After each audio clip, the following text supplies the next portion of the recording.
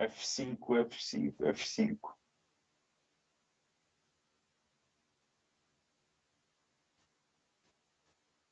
No computador, né?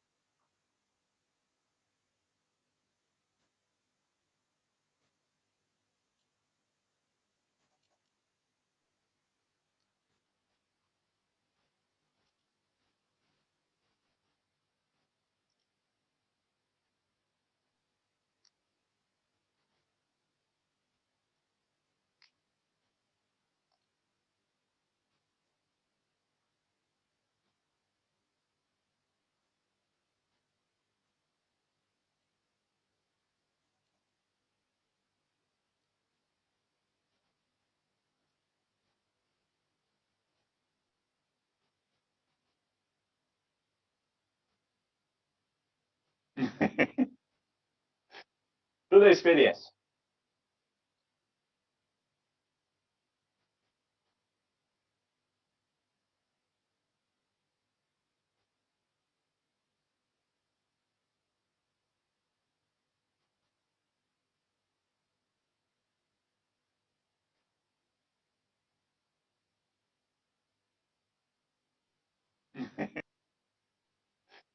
Tudo é experiência.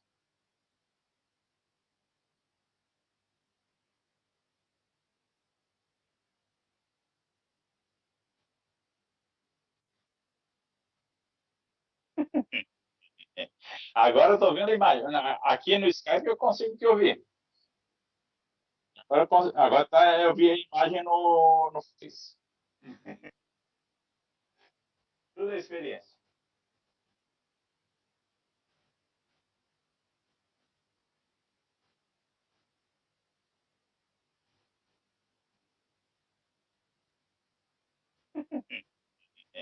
Agora eu estou vendo a imagem.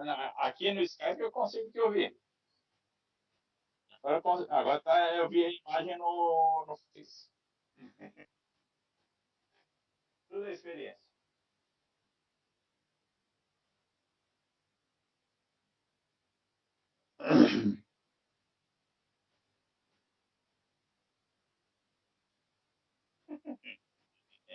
Agora eu estou vendo a imagem. Aqui no Skype eu consigo te ouvir.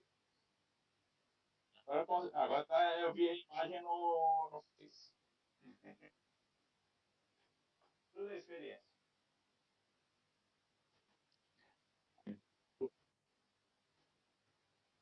Ah. Ah.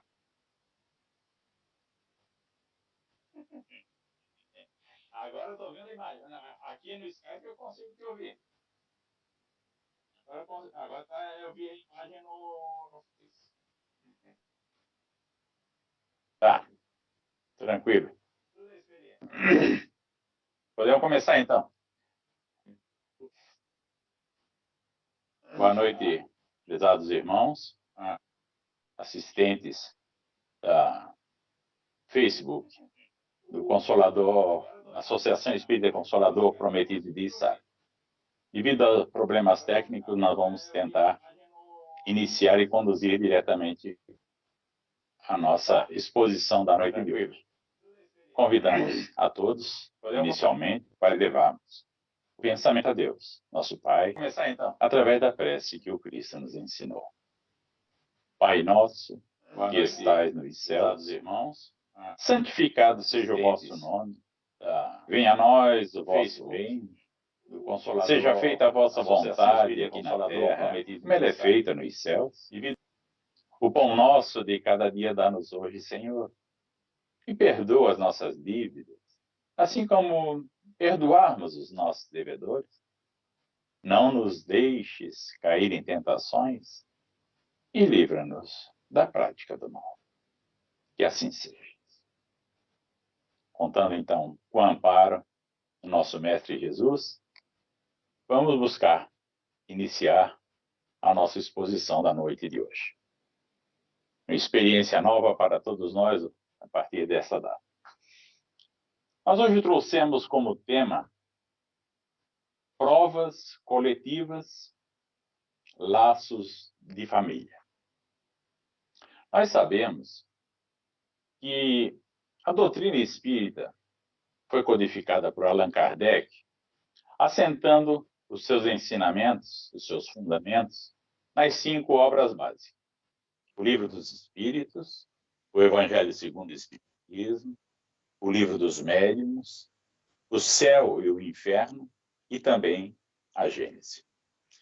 Nós sabemos também que é no Evangelho segundo o Espiritismo que se desenvolve toda aquela relação, aquela descrição da passagem e da obra de Jesus Cristo pelo planeta Terra. Então estão ali contidos os códigos de conduta moral que buscam conduzir o espírito na construção do progresso permanente em direção a Deus. Nesse evangelho nós buscamos o capítulo 4. O capítulo 4 que traz por título Ninguém poderá ver o reino de Deus se não nascer de novo. É um capítulo que trata a respeito da reencarnação. A reencarnação que é a pedra basilar da doutrina espírita. E que, ao apresentar-se dessa forma, ela cumpre aquele papel de consolador que há mais de 2000 anos o Cristo nos prometeu que enviaria e que chegou através de Allan Kardec. Então, nesse capítulo 4, os espíritos buscam ampliar a nossa visão, nosso conhecimento, nosso entendimento, ao discorrerem justamente a respeito dos... E traz, ao final, esse capítulo, uma pergunta interessante. A reencarnação seria um castigo? Vale lembrar que o título desse capítulo 4 é justamente uma referência direta àquela passagem que foi relatada por João no capítulo 3, versículo de 1 a 12, em que Nicodemos, naquela insegurança que era peculiar, cercou o Cristo de questionamentos que fugiam ao alcance do seu entendimento, mesmo sendo ele um senador, um mestre, uma pessoa de cultura lá em Israel. Sabemos que naquela classe social, todos os participantes eram conhecedores dos chamados mistérios, que não eram do conhecimento da população em geral. Mas, apesar do seu desconhecimento apresentado e da sua insegurança, Jesus pacientemente lhe reafirmou: ninguém poderá ver o reino de Deus se não nascer de novo. Sacramentando ali para Nicodemos, para todos que assistiam aquela conversa, e sacramentando inclusive para nós, a necessidade de voltar para nos aperfeiçoarmos tantas vezes quanto é necessário pelo processo do reencarne, da como queiram, do renascimento. Mas, apesar quando nós nos seu desconhecimento apresentado e da sua insegurança, é porque nós depositamos a nossa fé, a nossa crença total nos ensinamentos, nas palavras, nas obras, pacientemente, então, reafirmou. Por que nos dizemos cristãos e não vamos acreditar numa afirmação de tal envergadura? Ninguém poderá ver o reino de Deus se não nascer de novo. Mas apesar de tantas citações, de tantas revelações de Cristo, de outras formas, e da realidade da continuidade da vida do Espírito após o seu desligamento do corpo material, ensinamentos, as palavras, as obras, os questionamentos, dúvida, sobre o porquê dessa necessidade de reencarnarmos tantas vezes na Terra. mas dependendo, então, das densidades da matéria para agasalharem. As obras espíritas estão repletas dessas informações, dessas considerações.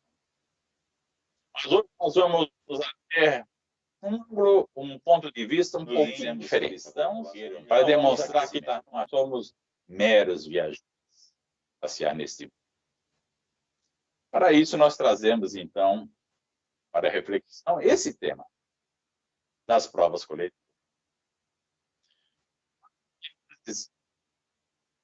E falarmos de provas coletivas, não vamos tratar das catástrofes, como incêndios, maremotos, terremotos ou epidemias que acontecem pelo mundo afora e que atingem a milhões, a multidões de vítimas.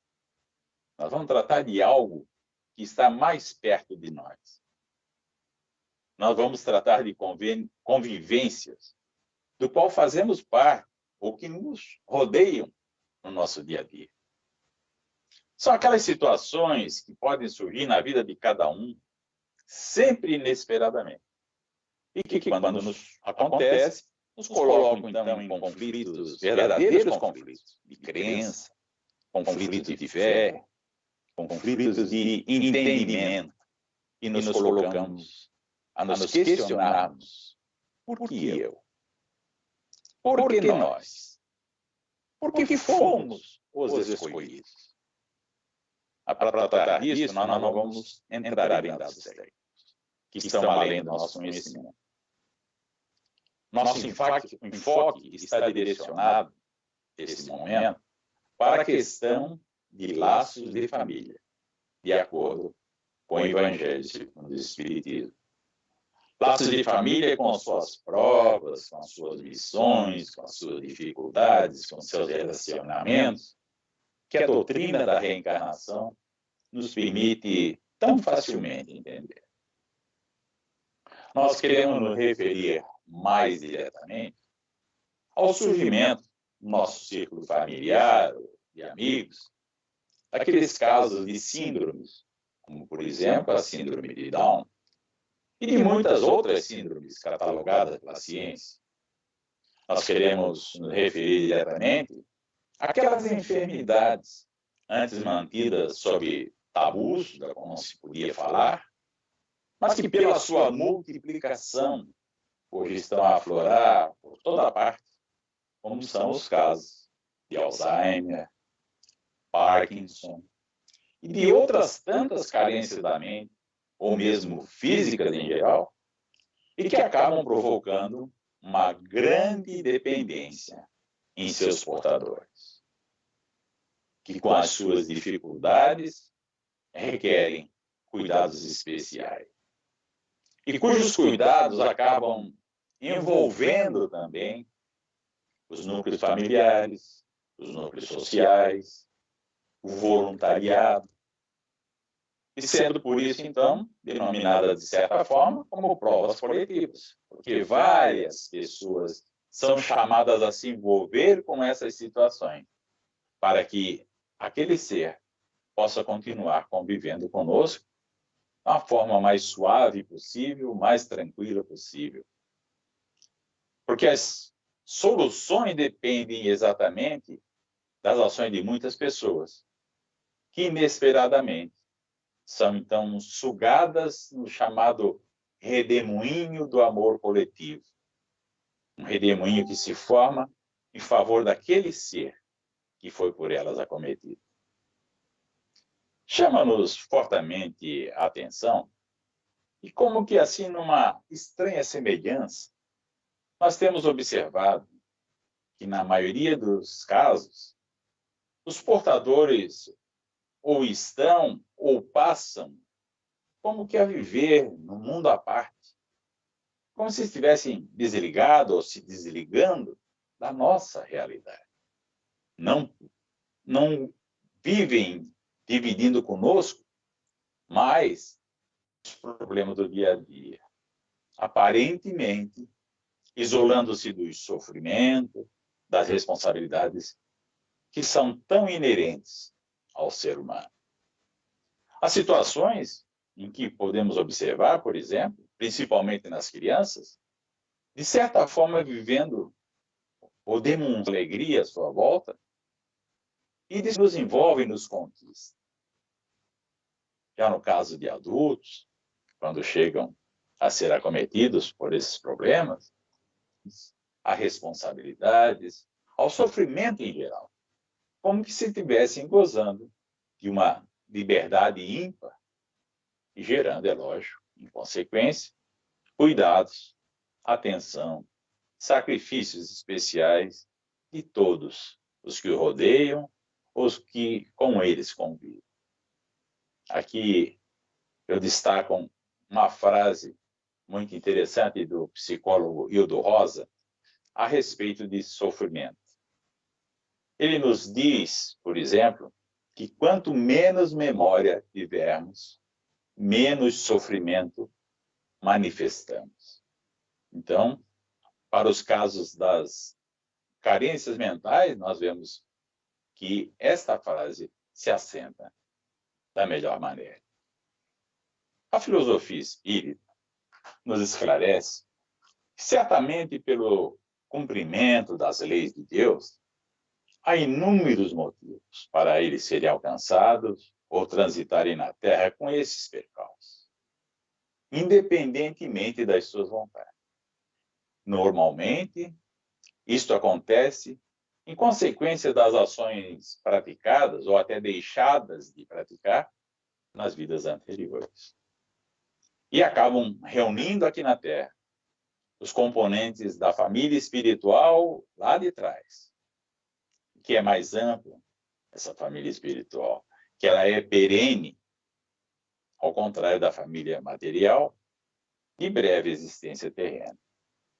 Porque sabemos que, às vezes, por um século e pouco, as famílias terrenas se dissolvem, quando não antes.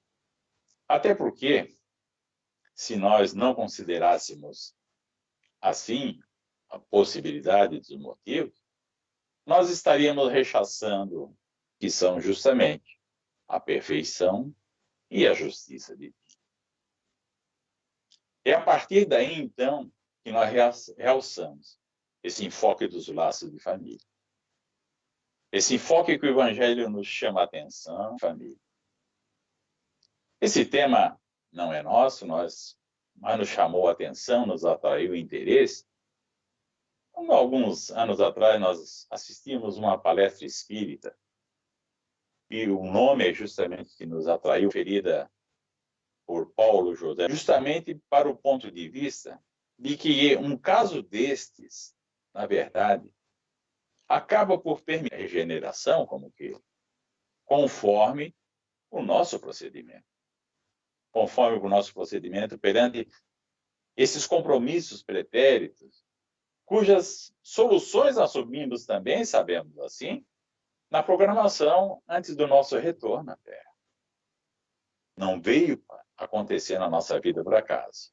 Havíamos combinado lá, havíamos nos comprometido lá, que levaríamos a bom termo quando surgisse um compromisso de tal gravidade ou de tal valor em nossas vidas. E bem para nossas vidas. Estamos conquistando o bem para os nossos resgates, para nossas reparações. Quem não fica feliz quando paga uma simples dívida?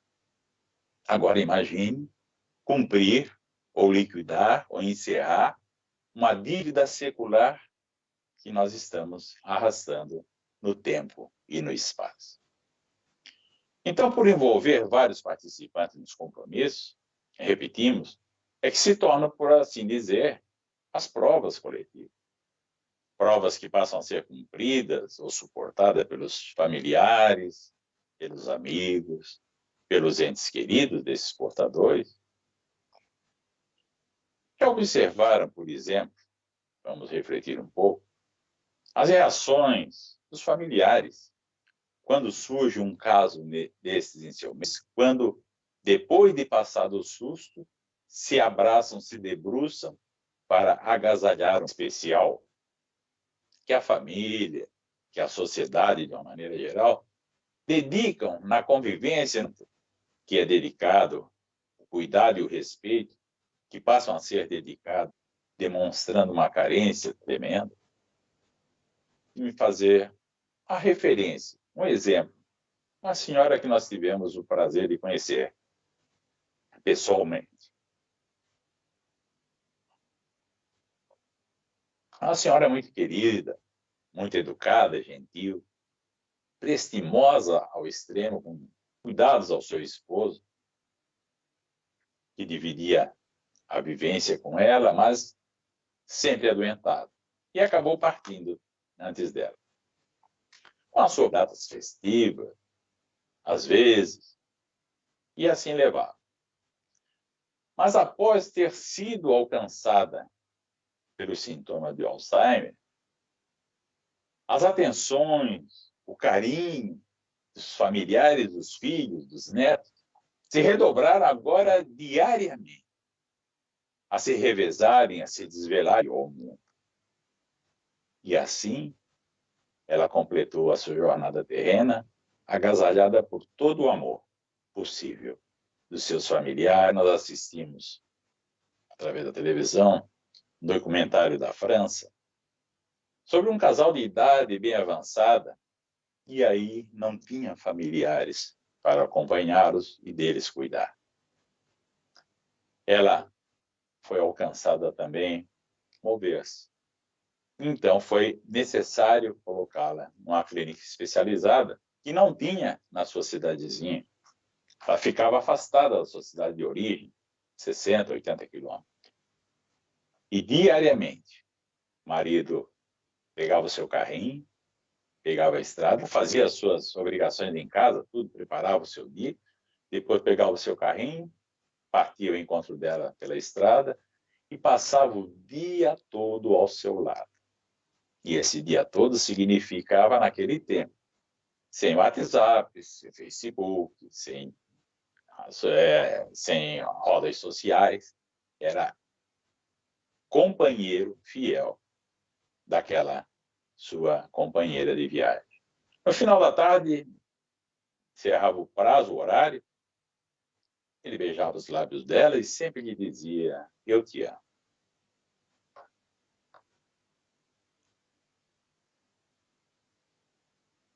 Ela retribuía com as mesmas palavras o que ele dizia. E também o beijava, retribuía o seu beijo, mas não se sabe se essa retribuição era por momentos de lucidez, casos em países diferentes, mas que demonstram o quanto é importante e o quanto é maravilhoso quando sabemos retribuir o carinho daqueles que se dedicaram a nós. Esse é exatamente o ponto de vista contrário ao sofrimento, que agora é transformado, num momento desse, em solidariedade, em gratidão, em verdadeiro amor, que nós gostaríamos de enfatizar como importante em relação à família terrena, que se agrega, se une, se dedica, se entrega à família terrena quando renuncia a tudo, no amparo a esses portadores, do que com certeza nós podemos definir como cumprimento de resgates, de provas ou de missões coletivas. É esse ponto de vista que a doutrina espírita nos permite vislumbrar, através da consolação que o Cristo havia prometido e que vem a ser comprovado cada vez mais através da reencarnação. Coletamos há tempos atrás uma frase bem interessante. Na verdade, diz a frase, o mal que nós enxergamos é o bem que pode nos ajudar. A nossa questão é enxergar com um ponto de vista adequado. Como toda prova, nós sabemos, ou toda expiação, muitos não vão conseguir cumprir. Vão usar meios de livrar-se do peso, do incômodo, transferindo até o compromisso não cumprido para outra oportunidade, ou como se ouve dizer muito, deixa para outra vida eu resolvo. Mas certamente nós não podemos esconder que são grandes oportunidades que surgem em nossas existências para demonstrar realmente a que viemos. E se nós bem completarmos essas tarefas, com respeito, com dignidade, com carinho, com amor, quem sabe, se não serão eles que estarão nos esperando e nos atenderão do lado de lá, agora com aquele copo d'água renovador, balsamizante, a restaurar nossas forças, exauridas na grande viagem de retorno à pátria espiritual. Agora, assim, cada um de nós pode então responder intimamente: a reencarnação seria um castigo? Essa era a resposta a ser dita, e Deus nos ampare sempre. Que assim seja.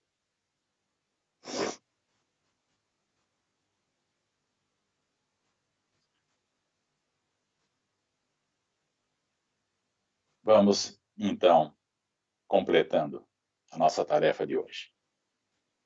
Vamos elevando nosso pensamento para juntos agora nos unirmos em favor da transmissão da nossa energia, da nossa dedicação, somada à energia do Pai, somada à energia do Cristo, para que ela alcance a todos os nossos irmãos por esta humanidade afora. Que nesses momentos difíceis se recolhem aos seus lares em defesa desta vida que Deus nos concedeu. Para que todos tenham, a partir deste momento, essa energia fluindo em seus pratos, inundando os seus lares.